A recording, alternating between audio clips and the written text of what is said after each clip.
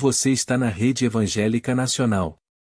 Não se esqueça de nos ajudar se inscrevendo no canal e ativando o sininho de notificações para receber novos vídeos. Assista agora a mensagem pregada pelo pastor Benhom Lopes. Como é precioso entender porque o Senhor nos ama e nos amou tanto.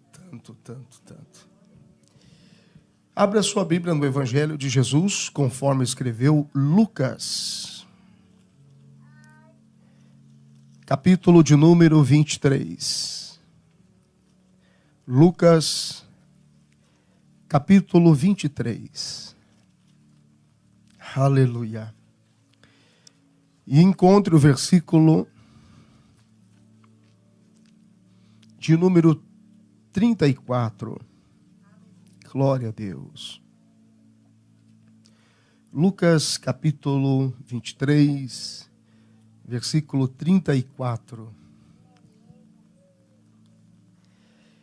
E dizia Jesus: Pai, perdoa-lhes, porque não sabem o que fazem. E, repartindo as suas vestes, lançaram sortes sobre ela. Amém? Diga glória a Deus.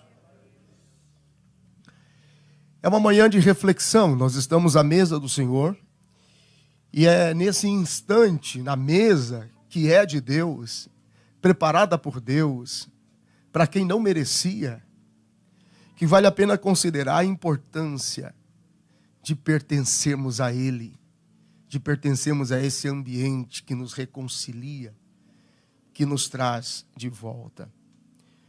Enquanto eu anotava algumas coisas ainda ontem, e é comum, eu faço sempre isso na semana da ceia, eu particularmente comigo, eu fico refletindo pelos dias de Jesus ao longo da semana.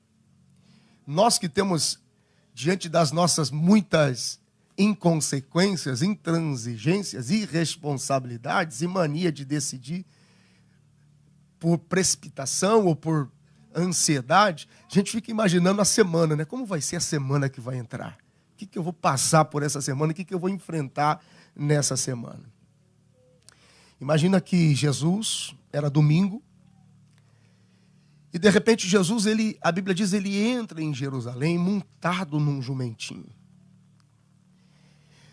Instantes antes, ele tem uma experiência com o cego Bartimeu, que é muito interessante, porque o cego Bartimeu, naquele entroncamento entre Jerusalém e Jericó, ficava ali exposto pela capa que ele abre mão para seguir a Jesus. É interessante que havia sobre o cego Bartimeu uma sombra de maldição que o acompanhava.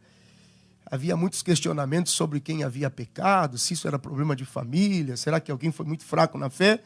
Mas ele chama a atenção de Jesus. Jesus pergunta o que ele precisava e ele diz: eu não quero nada, eu só quero voltar a enxergar. E os olhos dele são abertos. E a Bíblia diz que o texto termina dizendo que ele decide seguir a Jesus pelo caminho. E então, no capítulo seguinte, Jesus ele está entrando em Jerusalém e aquele cego faz parte da caravana de Jesus agora. E curiosamente, instantes antes, o que era chamado de maldito começa a ouvir uma coisa assim em torno dele: bendito que vem em nome do Senhor. Bendito que vem em nome do Senhor. Porque a gente compartilha das honras que ele conquista. E Jesus, ele segue. E irmãos, deixa eu só bloquear aqui, que se fechar aqui para mim eu perco. Espera um minutinho aí. A gente vai ficando velho, gente. Eu lembro quando o pessoal dizia assim: nossa, o irmão prega tudo de cor. E eu dizia: eu sou bom até a idade chegar. E o saudoso pastor Luiz Antônio, que morreu no acidente da TAM, muito amigo, ele dizia assim: tchê, escreva, é Deus que te deu, tchê. Senão tu vai perder, a cabeça não vai te ajudar um dia. As pessoas estão celebrando a entrada de Jesus, aquele jumentinho não estava ali por acaso. Aliás, tudo que Jesus cumpre e vive nos seus dias, ele está seguindo à risca o que o Pai havia estabelecido para ele. Ele está cumprindo as promessas, a palavra, o propósito. No livro do Gênesis, no capítulo 49, versículo 11, aquele jumentinho estava preparado desde todo aquele tempo para que Jesus pudesse ter acesso e ser conduzido até Jerusalém. As pessoas jogavam suas túnicas, roupas, as palmas, celebravam aquela entrada triunfante de Jesus. Muita coisa ainda estava por vir. Mas aí vem a segunda-feira. E na segunda-feira, mais uma vez, Jesus tem uma movimentação de muita humildade. Porque enquanto no domingo havia toda a celebração daquele triunfo, da entrada em Jerusalém, na segunda-feira ele está com os seus discípulos e ele os ensina no ato do lavar os pés a diferença entre você ter flexibilidade. Sabe aquela coisa de que existem dias de lutas e dias de glória? Diria o profeta Chorão. Só os mais novos. Pegou, né? Dia de luta, dia de glória. É. A gente precisa ter essa flexibilidade. Às vezes você pode estar muito bem, no outro dia não tão bem, mas a sua atitude, como você responde a isso, é que vai dizer muito do que você carrega. Jesus está agora lavando os pés dos seus discípulos. No dia anterior ele foi aclamado rei, pelo menos naquela percepção, naquele instante. Mas agora ele lava os pés dos seus discípulos, ele dá um exemplo como servo maior, como escravo da casa. Depois os discípulos vão entender que nada tinha a ver com o ato do pé em si, mas com a salvação que estava por vir e que a natureza de Deus é servir. Então, por isso que nós servimos e que tudo se resume em servir a vida do outro, em servir ao próximo. E fica isso muito claro para Jesus. A salvação estava a caminho. Na terça-feira, Jesus, ele decide ter um tempo com os seus discípulos e eles vão celebrar a Páscoa. Tudo isso havia sido dado a Jesus no Monte da Transfiguração. É ali, ou foi ali no Monte da Transfiguração, que Jesus soube de como seriam os seus últimos dias, do que teria pela frente. Quando ele desce do Monte da Transfiguração, depois da experiência de Pedro, Tiago e João, de quase morte, o testemunho do Pai sobre ele, Moisés e Elias ali vencendo a barreira da morte, a barreira da separação, a barreira da distância, porque é isso que vai acontecer quando eles se manifestarem em glória. A barreira da morte vai ser vencida, da distância vai ser vencida, da separação vai ser vencida, tudo num mesmo instante. Foi naquele momento também que Tiago e João estavam tão animados para proteger a Jesus e prepararam um lugar para ele. Não, deixa que a gente resolve com os samaritanos. Mas a Bíblia diz que os samaritanos não quiseram receber a Jesus naquele dia. E aí, Tiago e João estavam todos muito tomados pela experiência de horas atrás. E eles, não, fica tranquilo, a gente vai orar e vai descer fogo do céu e vai consumir essa gente. E aí Jesus diz, cara, vocês estão demorando demais para pegar. Eu não vim destruir, matar a alma de ninguém. Eu vim salvar essa gente. Chega de matar pessoas, chega de matar a alma de gente. E a Bíblia diz que os samaritanos não permitiram que ele passasse ali à noite, porque no rosto dele estava claro Jerusalém. Ele tinha o rosto, no rosto dele estava claro a marca de Jerusalém. Você vê a sensibilidade daqueles samaritanos. Existe um mistério. A comissão para os confins da terra sai de Samaria e não de Israel. Não, o Senhor já dormiu aqui algumas vezes, mas o seu rosto diz que tu tens um propósito em Jerusalém.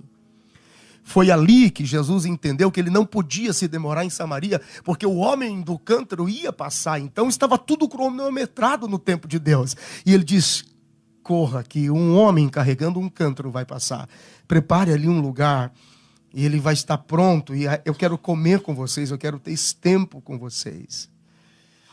Foi ali, junto da mesa, nesse lugar mobiliado, que ele teve certeza de quem o trairia, mas não o expôs. Sequer o deixou constrangido. Sequer o deixou exposto ou sem condições de permanecer pelo menos o tempo que fosse necessário na mesa. Jesus termina de comer com eles, é um tempo diferente, porque o Senhor está testificando sobre o que viria e o que lhe esperaria na cruz. Quando amanhece na quarta-feira, está amanhecendo na quarta-feira e é madrugada, foi a noite que Jesus passou em oração logo após de comer com os seus discípulos. Foi a experiência dos discípulos que estavam adormecidos, e aquilo foi de Deus. Então, aqueles caras tinham que dormir mesmo. Muita gente pergunta por que eles adormeceram.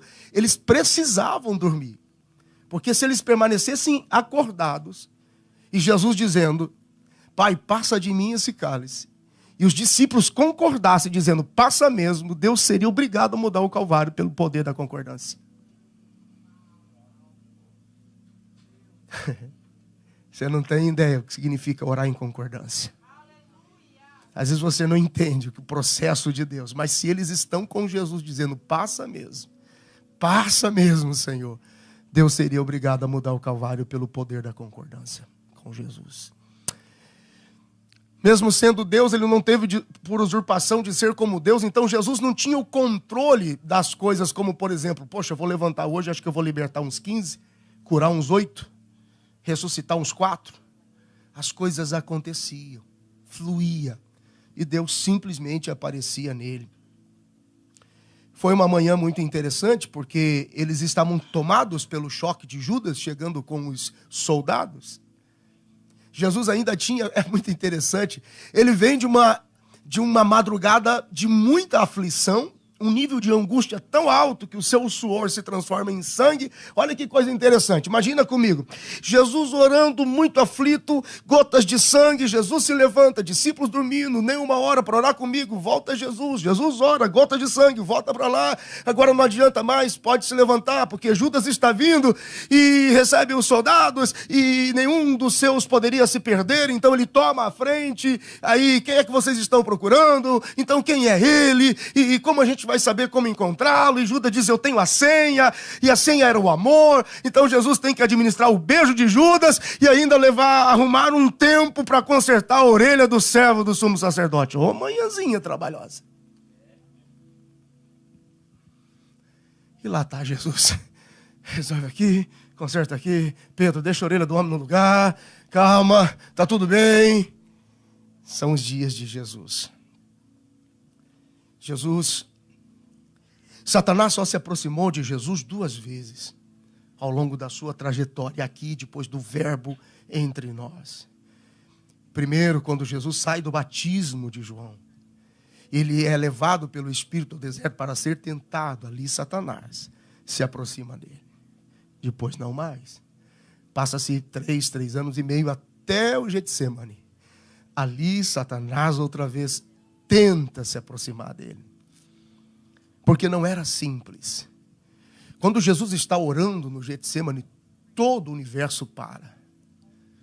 Tudo que respira, tudo que tem algum código genético, biológico, natural, sobrenatural de existência, para.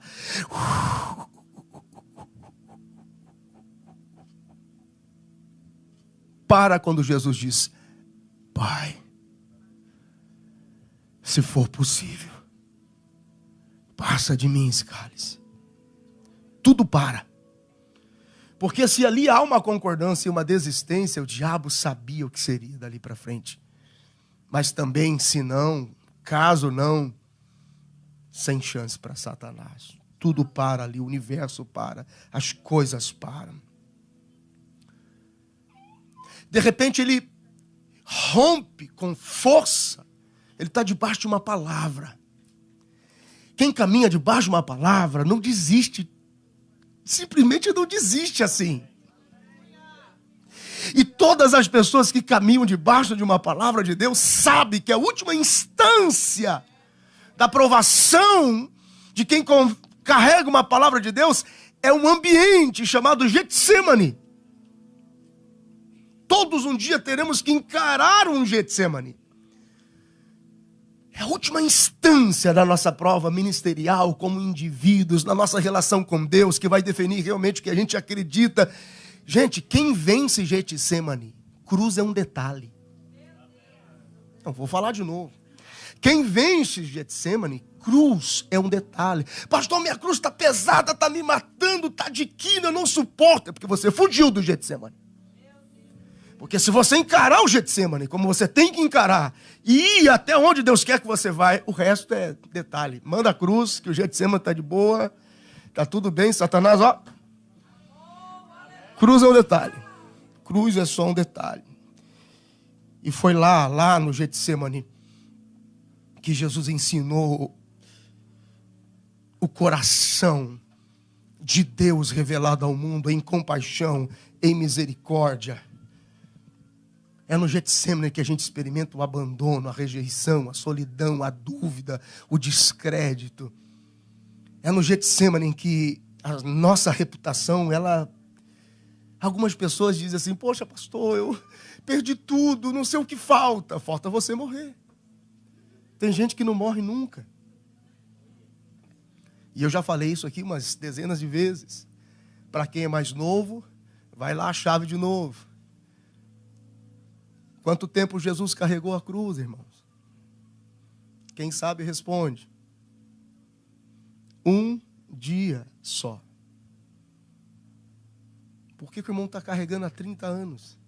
Há 50 anos? Jesus carregou a cruz 1 dia só.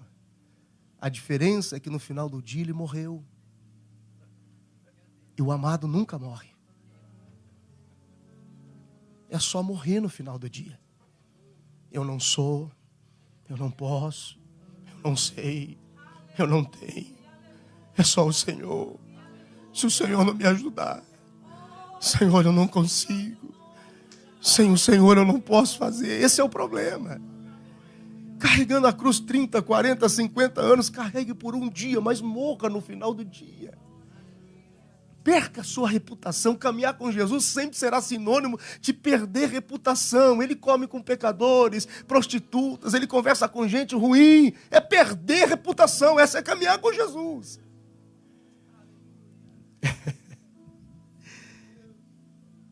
Na sexta-feira, Jesus é julgado por crimes que nunca cometeu. Ele é açoitado, cuspido, espancado. Carrega sozinho a sua própria cruz. Há quem diga, pelo decreto do rei Dário, que possivelmente a cruz possa ser a cruz da viga da sua casa, mas não vamos especular sobre isso, mas que é no mínimo curioso porque havia um decreto dizendo que todo aquele que profanasse contra o templo. Então eles não tinham em que pegar a Jesus. Criaram testemunhas mentirosas para denunciar a Jesus de nada, mas não conseguiam. Até que alguém disse, um dia ele entrou no templo e disse que o derrubaria e em 3 dias o reedificaria. E o decreto dizia, quem falar contra o templo deverá ser morto pendurado numa madeira ou uma viga tirada do centro da sua casa. Mas cabe bem uma aplicação interessante aqui. Você sempre terá o cheiro da adoração da sua casa. Simples assim. O que houve lá? O cheiro da adoração da sua casa te acompanha. Se ele existe, bom cheiro. Se não existe, você já sabe como funciona. A Bíblia diz que Jesus é preso, condenado, levado à cruz. Na cruz, o mundo espiritual, o mundo sobrenatural, ele está ativo. As pessoas só vê o físico. Só vê ele na cruz e as feridas. Mas enquanto Jesus está na cruz, Hebreus capítulo de número 10, a sua alma entra pelo tabernáculo celestial, levando na mão a taça do seu sangue. E a Bíblia diz que ele se apresenta diante do Senhor dizendo, sangue de animais e de bode o Senhor não quer mais. Então eu vim aqui trazer o meu, para que se remova o primeiro e se estabeleça o segundo. Porque o sangue de Abel fala, mas o meu fala mais alto do que o sangue de Abel. As pessoas não entendiam. A Bíblia diz, o livro do profeta Isaías, capítulo 63, tudo está acontecendo ao mesmo tempo. A gente tem uma visão muito limitada, gente. Nós somos alma vivente que tem um espírito de vida e habitamos num corpo. Eles estão vendo o corpo de Jesus, mas todo aquele processo de memórias e registros, a sua alma está em batalha. Agora, a Bíblia diz em Isaías capítulo 63, e eu sozinho passei o lagar. Ninguém estava comigo. As vestes salpicadas, aquela espada flamejante, que o homem temia porque determinava a eternidade do homem. Jesus encara essa espada. Ele a enfrenta para que o caminho do Éden fosse aberto. E ele desce às partes mais baixas, toma o cativo, leva-o consigo. Uma série de coisas estão sendo processadas enquanto ele está na cruz. O Senhor está vencendo por nós. E quando termina o processo da dor, o processo da cruz, e ele expira e se decreta que está então consumado, Jesus é retirado de lá. Vai para uma sepultura emprestada, porque eu gosto dessa expressão dos antigos pregadores, porque uma sepultura definitiva apenas para um final de semana, não é? Vale até a pena dar um glória a Deus. Domingo pela manhã, aquela coisa extraordinária, expectativa. As mulheres vão ao sepulcro, se antecipam. Tem a surpresa de ver a pedra removida. Uma delas, Maria Madalena, ela tinha algo muito interessante, porque ela tinha uma expectativa de um ato profético que ela fez lá atrás.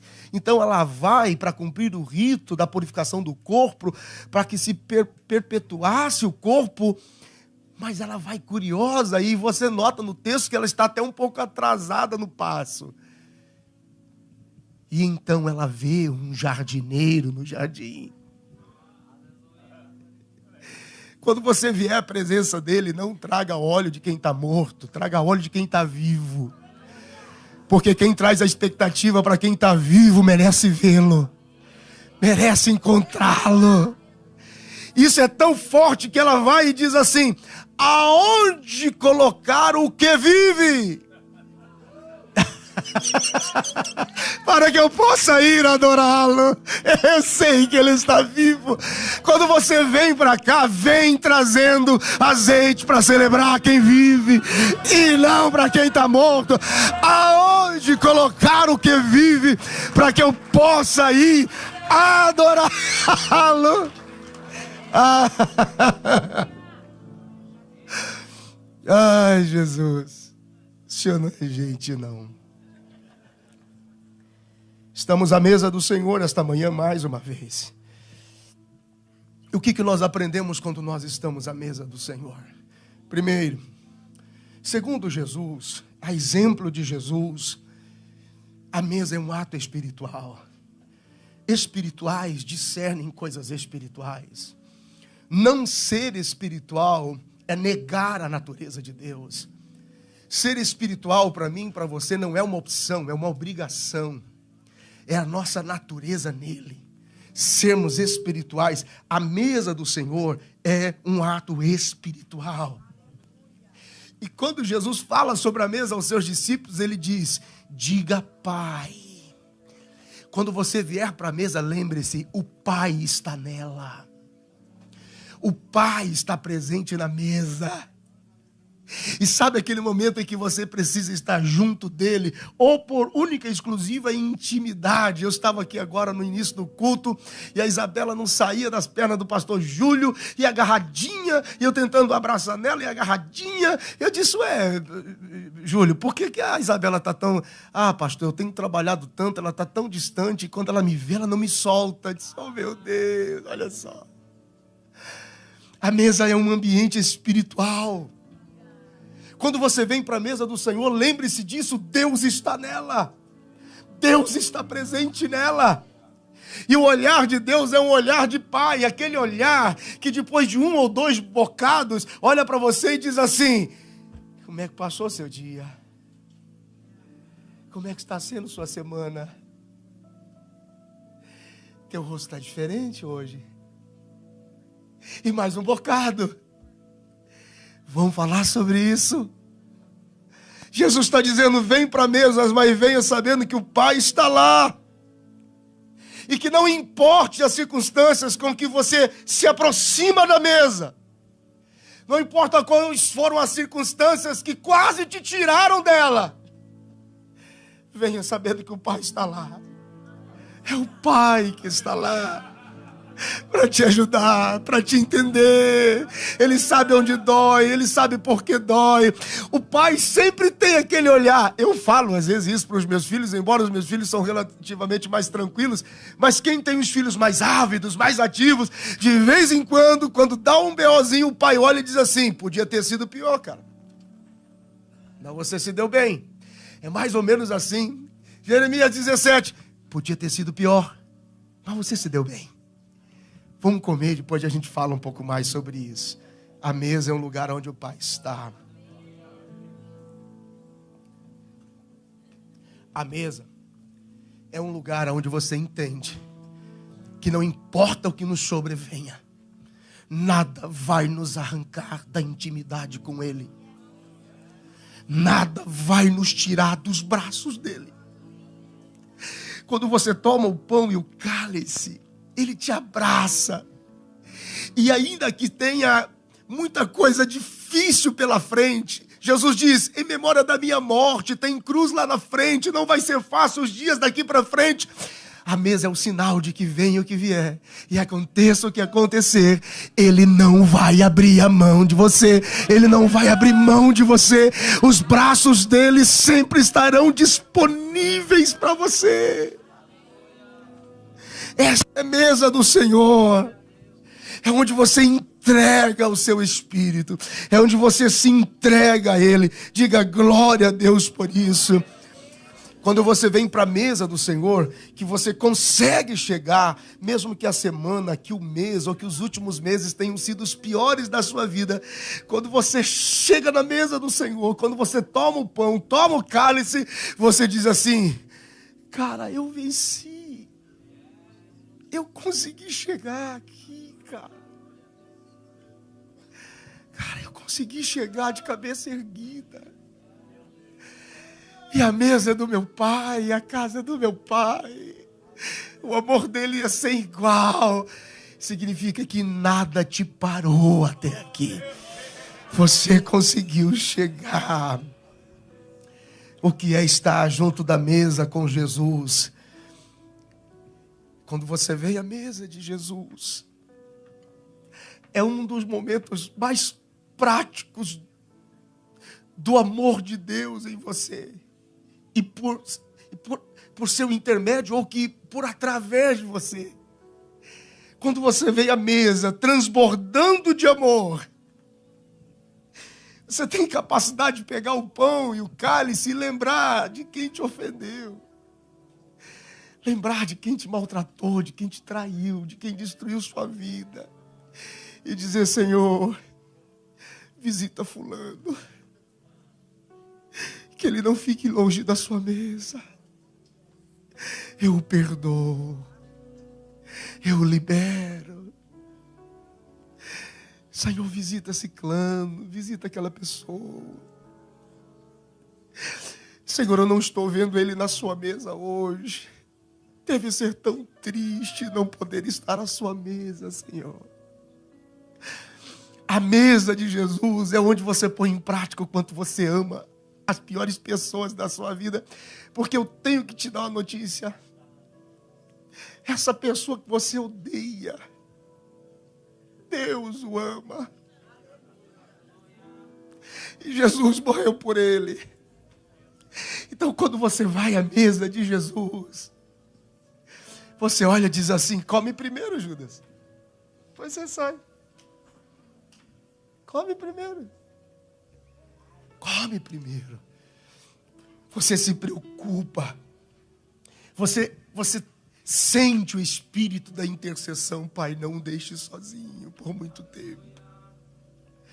Você tem a capacidade de dizer assim: ele tentou matar a minha vida. Ele tentou destruir o pouco que eu tenho. Mas eu peço por ele, porque ele não sabe o que faz. Isso você só pode entender na mesa de Jesus. E é só na mesa de Jesus, quando você vem, que você entende que perdoar é uma questão de obediência e fé. É onde você verdadeiramente consegue perdoar. Porque é impossível você ser espiritual sem ter a capacidade de perdoar. É impossível você ter uma relação que se sustente e que seja suficiente com Deus, espiritualmente falando, se você não consegue perdoar as pessoas. Essas duas coisas não funcionam. Se você é espiritualmente, na sua relação com Deus, responsável e sabe obedientemente pela fé em Jesus o que é graça, mesa é lugar onde você perdoa, mesa é lugar onde você intercede, mesa é lugar onde você reconhece que você não merecia, mas a mesa é de Deus. Preparou a comida para quem não merecia, é a mesa do Senhor. A mesa é lugar para você sempre ter em mente: o Pai sempre vai estar lá. Disse Jesus: o meu Pai sempre vai estar lá. Eu vou te dar 30 segundos. Feche os teus olhos, abaixe a sua cabeça. Você quer tornar a sua semana incrível?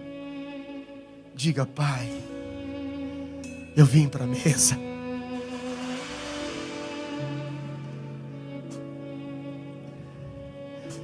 Pai nosso que está nos céus, santificado seja o teu nome. Venha a nós o teu reino. Seja feita a tua vontade, assim na terra como no céu. O pão nosso de cada dia nos dá hoje. Perdoa as nossas ofensas, da mesma forma que perdoamos aqueles que nos ofenderam. E não nos deixe cair em tentação, mas livra-nos do mal. Porque teu é o reino, o poder e a glória para sempre. Dá-nos o teu coração, Jesus. Dá-nos a tua mente, Jesus. Dá-nos mais da tua palavra, Jesus. Ajuda os meus irmãos. Ajuda os teus filhos. Ajuda este casal. Ajuda esta família, meu Deus. Eles chegaram para a mesa, Pai. São os teus filhos. Não somos perfeitos, mas amamos a tua presença.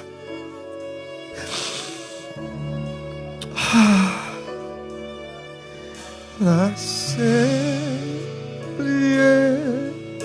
Ele vive, ressuscitou, ressuscitou. Fique de pé comigo.